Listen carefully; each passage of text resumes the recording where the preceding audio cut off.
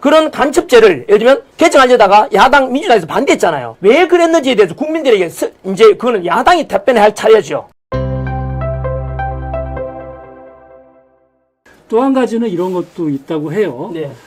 우리 사회가 이제 그동안에 이제 뭐 자유주의 물결이라고 할까요? 어떻게 보면 자유를 넘어서 방종의 그런 네. 시간도 되고 있는 거 아닌가 이런 생각이 드는데 그 간첩을 사실 뭐 간첩이라는 게 북한 쪽만 있는 건 아니잖아요. 그렇죠. 그런 측면에서 우리 사회가 너무 사실은 기강이 회의가 되고 그럼요. 이러다가 시스템이 무너지겠다 뭐 이런 네네. 차원에서 어떤 사람들 그렇게 했다라고 주장하죠. 보시는 건가요? 반국가 세력이라고 규정할 만큼 네. 뭐 그분들이 전혀 황당하게 상대와 공개하기 위한 거라고 생각하지 않습니다. 심지어 대통령도 반국가 세력이라 할 때는 뭔가 우리보다 훨씬 더 고급 정보를 많이 가지고 있을 거 아닙니까? 실제로 간첩에 관한 거. 예를 들면 뭐 뉴스에 보도된 것만 따진다면 뭐 그 이번에 민노총 안에도 그 간부가 간첩 적용 심판 받았지 않습니까? 유죄 판결을. 그리고 실제로 이번에 간첩죄를 개정하려다가 실패했죠. 왜냐하면 야당에서 반대했잖아요. 원래 간첩죄는 우리는 북한 사람들에 대해서만 간첩죄 적용하는데 그게 아니라 우리나라 지금 삼성, LG, 현대의 고급 기술들이 중국으로 막 유출되잖아요. 미치죠. 저는 이미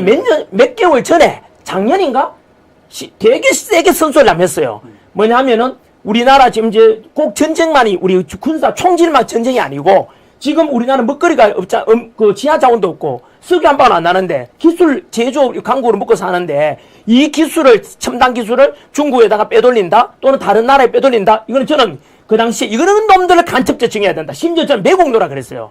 왜냐하면 그 기술 빼가면 우리는 거지 되는 거잖아요. 이거는 반이적 행위죠.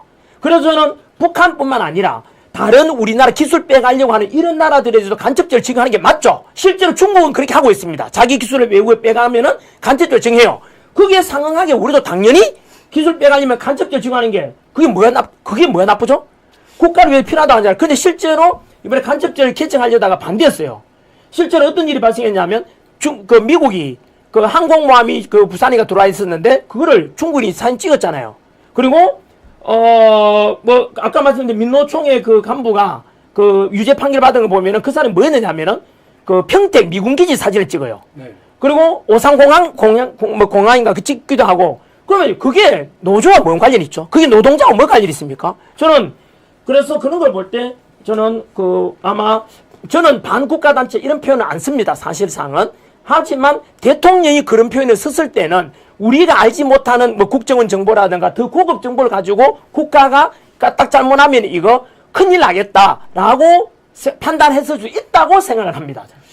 저도 사실 도저히 이해가 안 돼요. 네. 우리가 이제 물론 이제 민주당이 그동안에 좀 이 반공과 관련돼서 탄압받은 측면은 있어요. 네. 국가보안법 관련해서. 그렇죠. 그러나 지금 시대적으로 이제 변했던 거고 네. 또 한 가지는 뭐냐면 지금은 경제가 가장 중요한 시대 아닙니까? 그렇죠. 경제를 못하면 경제 전쟁이죠. 못 되는 거예요. 네, 맞습니다. 그거에 대해서 우리가 제어를 하자는데 그거에 네. 반대하는 것인지 지나치게 국가보안법에 대한 그 피해 의식이 그쪽에 사로잡혀서 그런 것인지 도대체가 이해가 그런 안 돼요. 것들도 마찬가지로 네. 언론이 이제는 해야 될 역할이라고 생각하거든요. 네. 재난기록이 나온 이유가 아까 말씀드렸잖아요. 비상기업과 탄핵정부에서 골고루 있는 그대로 언론이 보도해줘야 되는데 기존 그 레거시 미디어들이 보도를 안 해줘요. 특정 당에 편들고 있어요. 그러니까 이제 SNS 통해서 청년들을 알아버렸잖아요. 2030 세대들은요. 금방 말씀하신 대로 그런 간첩죄를 예를 들면 개정하려다가 야당 민주당에서 반대했잖아요.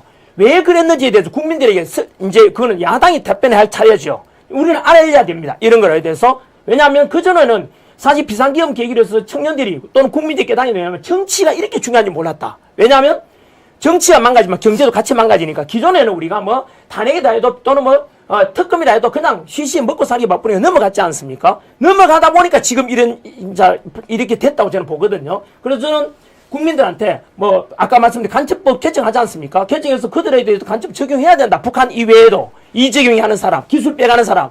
저는 그게 더 치당하다고 생각하거든요. 우리 국가를 위한 거잖아요. 그런데 그걸 왜 반대했는지에 대해서는 민주당이 답변할 차례죠. 그리고 국민들은 그걸 알아야 됩니다. 민주당이 정권 잡으려면요 그런 거 진짜 해야 됩니다. 당연히요. 네. 실제로 민주당이 정권을 잡는다 칩시다. 네. 그럼 국가를 보호해야 될 거 아니에요. 그러니까요. 그럼 당연히 여당에서 하는 걸 무조건 반대가 아니라 국익을 먼저 저는 생각했으면 좋겠다. 이런 생각이 들어요. 그럼 국익 관점에서는 무엇보다도 실용주의 관점. 그럼요. 그렇게 좀 했으면 좋겠고요. 그런 거를 2035 제일 좋아합니다. 2035 세대는 실용주의, 예. 합리주의, 공정과 상식 이런 걸 좋아하죠.